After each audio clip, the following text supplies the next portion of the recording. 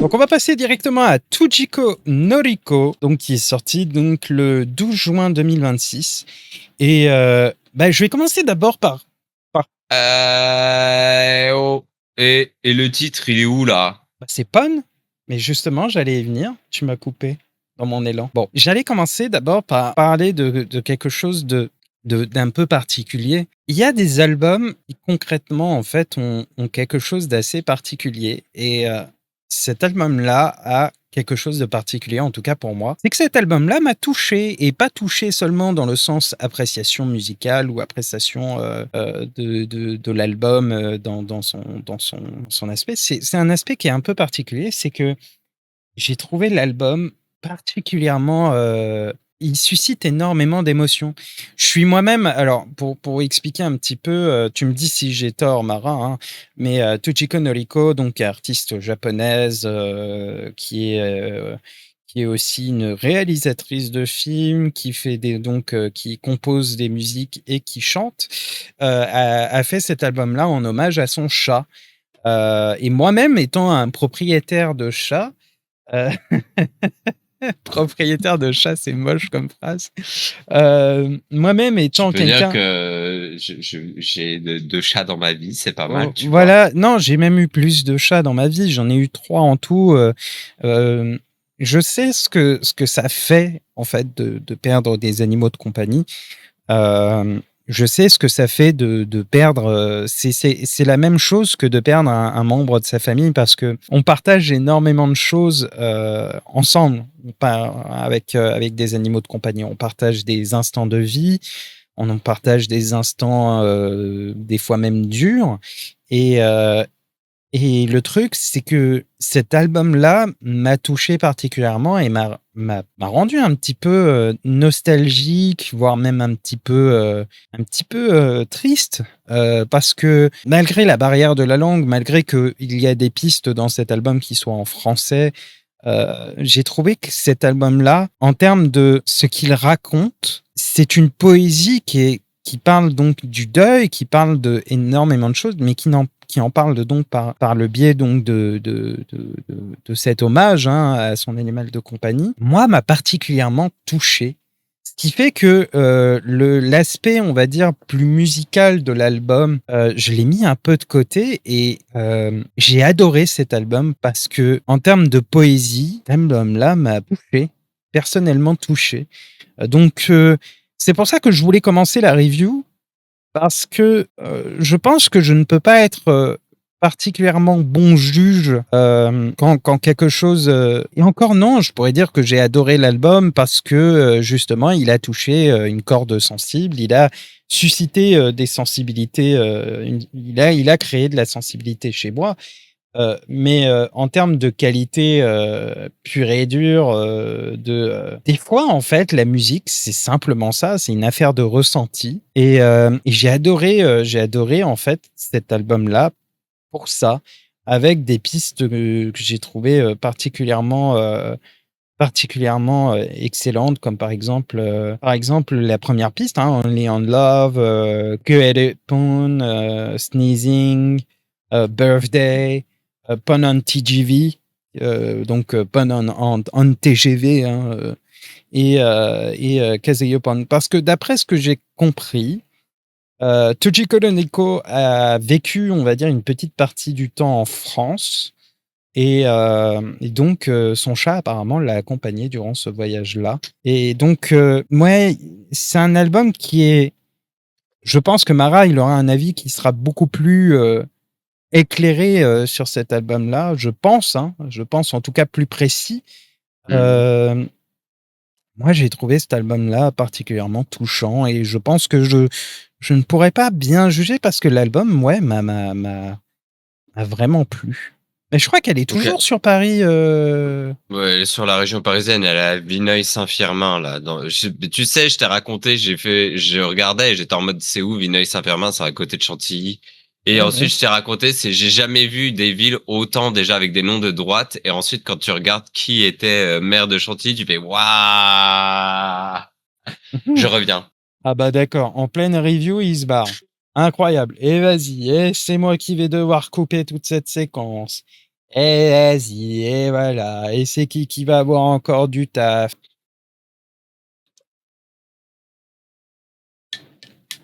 Comment voulez-vous que je travaille dans ces conditions-là, hein?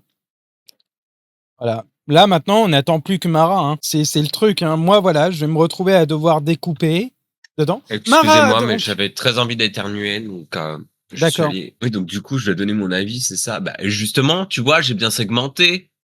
Je suis parti au moment où, en fait, finalement, je vais donner mon avis. C'était le bon moment. C'était pas juste en plein milieu d'un argument, mais il est fou, lui. Bon, ben, moi, je vous laisse. Je vous laisse avec Mara. Mara va faire le reste des reviews tout seul, voilà. C'est décidé. Voilà. Mais Alors, je rigole. C'était un prank. non, mais Noriko Tujiko, c'est une artiste japonaise qui effectivement enfin ne vit plus sur le Japon. Elle est en France. Il me semble que c'est acté, c'est comme ça, Mm. c'est la vie. Ça fait un moment qu'elle est dans le coin et effectivement elle est dans la région parisienne. Et elle taffe en fait surtout dans le domaine de la musique électronique depuis les années 2000. Et je crois que le premier album où, à titre personnel, je l'ai remarqué, c'était à l'époque de From From Tokyo to Tokyo to Niagara. Niagara.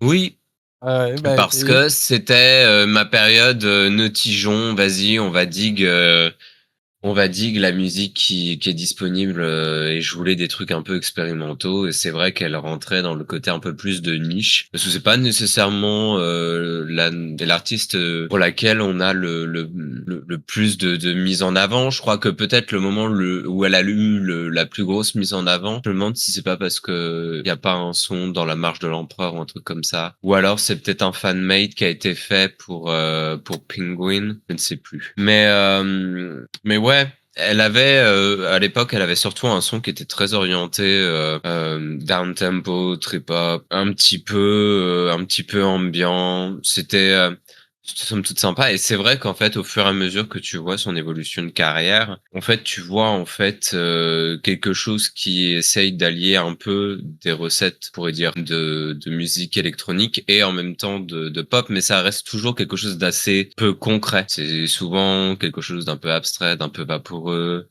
Tu as des choses qui ont plus eu de la forme on va dire vers la fin des années 2000, notamment avec Solo et l'album de remix qui s'appelle Trust, où t'as notamment, moi, je crois, une de mes pistes préférées de toute sa discographie, qui est Ending Kiss, qui a vraiment un côté mais cinématographique, mais de fou malade. Elle est incroyable cette piste. Et puis après, t'as d'autres pistes. Cette période-là me parle beaucoup. T'as In a Chinese Restaurant, t'as Magic. Moi, j'aime vraiment beaucoup cette période de Noriko Tujiko. Et après, elle a continué dans des bails encore plus ambiants. Et c'est vrai que c'est même allé au point où elle a fait une OST, notamment pour Kuro, qui est un documentaire un peu où elle a fait beaucoup d'ambient. C'est pas un film extraordinaire, hein, honnêtement. C'est pas un truc que je conseillerais. Et puis ensuite, elle a fait d'autres albums, enfin, elle a fait un autre album surtout. C'était Crépuscule 1 et 2, qui est pareil. C'est cette vibe très ambiante. Et moi, j'aime beaucoup la façon dont c'est là où tu vois, c'est compliqué pour moi de parler de Noriko Tochiko parce que pour moi, il y a de multiples facettes. C'est-à-dire que le début de carrière, tu as quelque chose qui pourrait paraître un petit peu euh, one note dehors de From Tokyo to Niagara, un côté un peu lo-fi qui va pas forcément plaire à tout le monde. Et il y a des choses où c'est plus de l'ambient, mais qui n'a pas nécessairement par exemple l'ampleur en termes une ampleur de texture comme pourrait faire Team Maker, mais quelque chose d'assez émotionnel. Moi, je trouve que la chose qui me marque, c'est surtout la couleur que ça m'évoque musicalement quand j'entends. Je trouve que c'est souvent des choses qui ont une certaine clarté, au fait, dans les choix de son. Même si t'as des choses par moment dans sa discographie qui ont tendance à être plus chargées, Moi, c'est surtout cet aspect-là qui me parle. Et cet album-là, Pon, moi, je trouve qu'il justement, il continue bien dans ce truc-là où c'est des choix de synthé qui sont assez légers globalement. T'as des moments un petit peu plus abrupts, notamment, je pense, la première piste dès le départ, t'as un gros bruit de pas exactement ce que c'est, mais c'est un synthé. Tu te dis qu'est-ce que c'est que ça, d'où ça sort, mais finalement, tu vois, tout de suite, ça va dériver dans un jeu de contraste. Et c'est peut-être, en vrai, de toute sa discographie, c'est peut-être un des jeux de synthé les plus texturés et qui va le plus contraster, moi, je trouve, avec le reste. L'album, moi, je le trouve, il se digère globalement bien, même s'il y a des moments où j'ai l'impression qu'elle semble un peu, surtout sur la fin de l'album, elle semble plus partir dans quelque chose de plus atmosphérique et qui perd en consistance, c'est devient beaucoup plus éthéré vers la fin, en fait. Le début est beaucoup plus musical et je crois que un des moments que je trouve particulièrement marquant, effectivement, toi tu l'as cité aussi, c'est Kikoeru Pon, où t'as ces, ces synthés qui essayent de, parce que j'ai l'impression que c'est pas des vraies cordes, c'est un synthé qui imite des cordes et qui a ce côté comme qui fait des grandes envolées, des Ouais, des arpèges, quoi. et qui les fait en fait, qui les fait, comment dire, je trouve ça apporte vraiment une vibrance. Tu as vraiment quelque chose qui émane enfin, qui fait émaner quelque chose de qui me parle particulièrement. J'ai trouvé ça limite, tu vois, à la première écoute, j'ai fait comparé à tout le reste de la piste, ça fait vibrer la chose. Je pense que c'est un album qui ne parlera pas à tout le monde, soyons honnêtes. Oui, c'est clair. Parce que c'est de l'ambient, et il y a beaucoup de pistes. Il y a 14 pistes. Il y a 14 pistes. L'album est pas mal long, hein. C'est 1h10 d'album ambient avec des séquences très expérimentales où vous avez vraiment des Bah, fois. oui, je suis d'accord. Après, expérimental, oui, enfin, l'ambient, c'est toujours compliqué de pas dire que c'est pas, il y a pas une forme d'expérimentation derrière. Bien sûr, Donc, mais là, je pense surtout il y a énormément de trucs qu'on pourrait catégoriser de noise, en fait, dans cet album. oui, puis parce que je pense, alors moi, c'est un truc, j'ai l'impression que, à de multiples reprises, elle utilise des enregistrements qu'elle a, elle, d'ores et déjà dans sa bibliothèque, des choses peut-être qu'elle a vécues, Ouais. des moments, en fait, qu'elle remet au cours des pistes. Ce qui donne des fois, en fait, un peu, l'impression qu'elle essaye de montrer, en fait, son attachement émotionnel à travers ces enregistrements. Et c'est justement, c'est ça qui m'a vraiment touché. C'est que cet album-là, si je devais utiliser une métaphore, c'est la métaphore de quelqu'un qui regarde des enregistrements donc t'as cet aspect-là, en fait, de quelqu'un qui regarde des enregistrements vidéo ou même audio, et qui en même temps, en fait, au lieu d'être, tu sais, au lieu de voir ce que la personne voit, d'être de manière subjective en train de regarder l'écran, on est dans les pensées et dans les souvenirs, en fait, de la personne.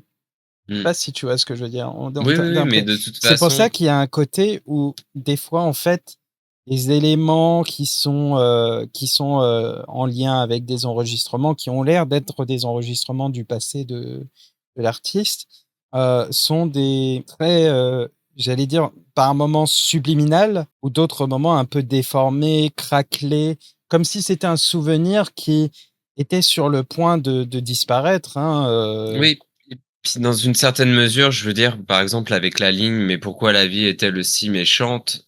En fait, tu vois que, on a l'impression que c'est un peu une réflexion qu'elle a eue et qu'elle essaye de conserver, pas nécessairement, en fait, un côté, qui pourrait être précis de la langue française, mais plutôt, en fait, justement, le côté imprécis de quelqu'un qui, en fait, n'a pas le français pour langue natale surtout qu'elle le et dit elle-même, hein. qui Elle le dit c'est elle-même ça. que, et en fait, son c'est une anglais forme est de pas terrible et son français encore moins. Et elle le dit, dans une interview où elle dit que le français, Mmh. Voilà, donc Mais ouais, ouais, ouais, ouais. Moi, je trouve en fait, globalement, je trouve que l'album, oui, il est long. Après, moi, j'ai trouvé que c'est peut-être pas mon album préféré de Noriko Tsuchiko. Déjà et parce moi que non du fait plus, de sa longueur, moi non c'est plus. peut-être le principal souci. Ouais, Mais je trouve que dans le choix de, dans le choix de synthé, dans la façon d'incorporer, en fait, des mélodies qui sont somme toute très pop, par moment. ouais. Dans l Bah, en fait, tu as quelque chose d'assez touchant et c'est un bon album, voilà.